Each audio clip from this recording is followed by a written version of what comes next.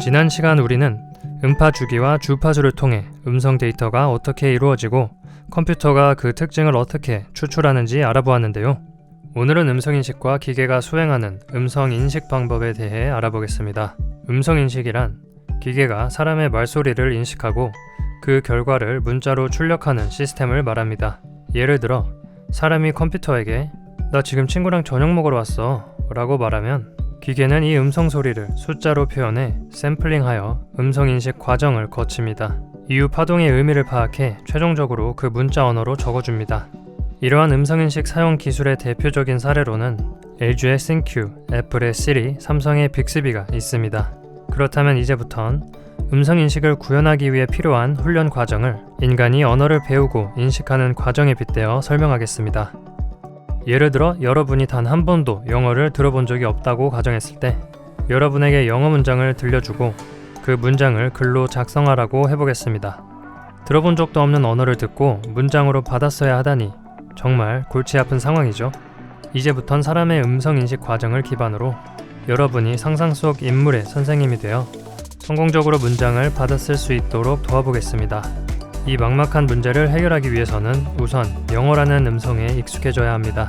그런데 영어라는 음성에 익숙해진다는 것은 어떤 의미일까요? 만약에 영어를 전혀 모르는 상태에서 무작정 영어 문장을 듣는다면 그것은 마치 언어라기보단 그냥 아무 소리 혹은 외계어처럼 들릴 것입니다.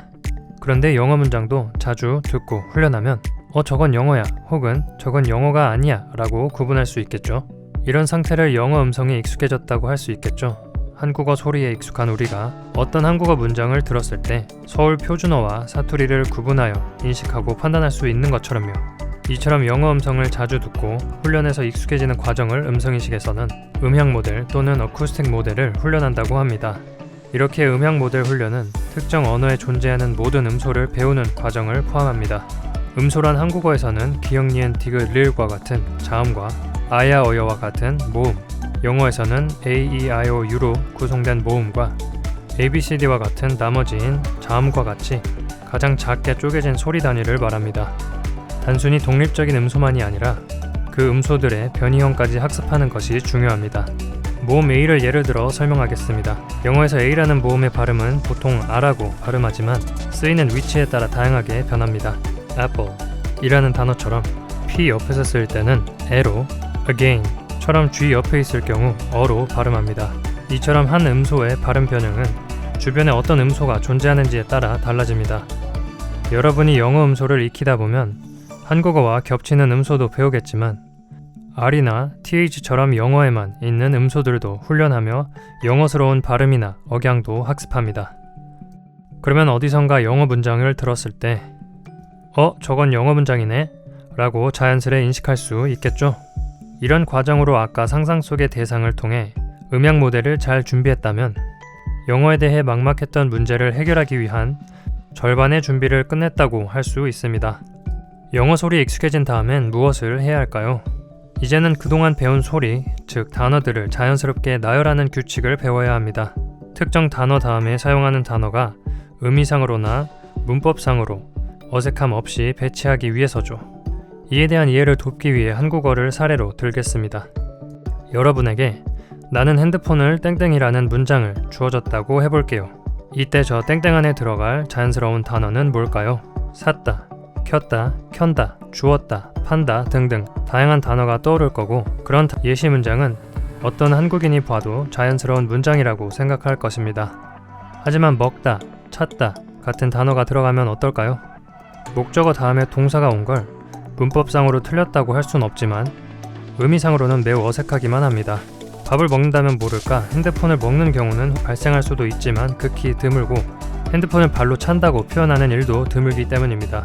일반적으로는 나는 핸드폰을 찼어 라는 표현보다는 나는 핸드폰을 샀어 라는 문장을 듣는 경우가 더 많습니다. 핸드폰이라는 단어는 산다라는 단어와 잘 어울리듯이 자연스러운 단어 결합을 듣고 배우는 과정을 음성인식에서는 언어 모델 또는 랭귀지 모드를 훈련한다고 합니다. 이 과정을 통해 특정 언어의 단어 결합 규칙을 습득합니다. 이러한 규칙 습득은 같은 한국어를 듣는 환경이라고 하더라도 다른 상황으로 훈련될 수 있는데요. 예를 들어 어떤 이가 후식으로 케이크가 먹고 싶어서 우리 다쿠아즈 케이크 먹으러 가자 라고 이야기했다고 해봅시다. 이때 다쿠아즈를 모르는 사람이라면 이 말을 듣고 다 구워진 케이크 라고 잘못 인식할 수도 있습니다.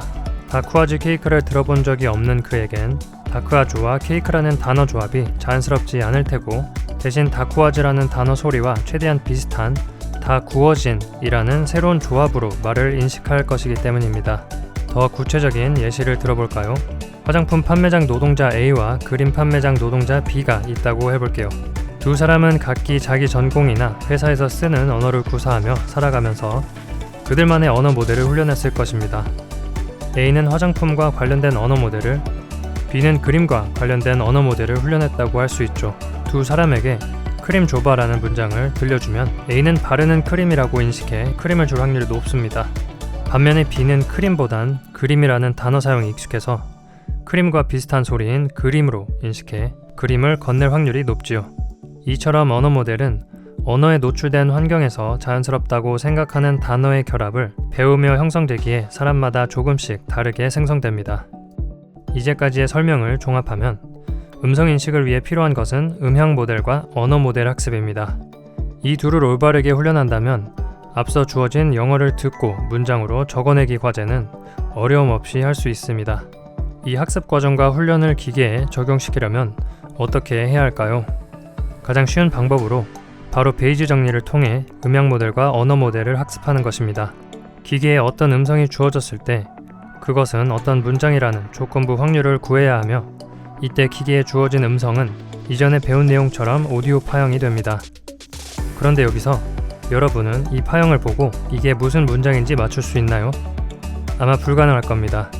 그래서 이 문제를 해결하려고 먼저 각 문장에 등장하는 음소들을 특정 조건으로 주고 그 음소들의 파형을 보여주며 음향 모델을 학습하게 되며, 이는 베이지 정리에서 likelihood 부분이 됩니다. 예를 들어 R라는 모음을 보여주고 이 음성의 파형은 다음과 같이 생겼다는 것을 보여주는 거죠. 그리고 이를 모든 음성에 대해 훈련시키면 음향 모델이 완성됩니다.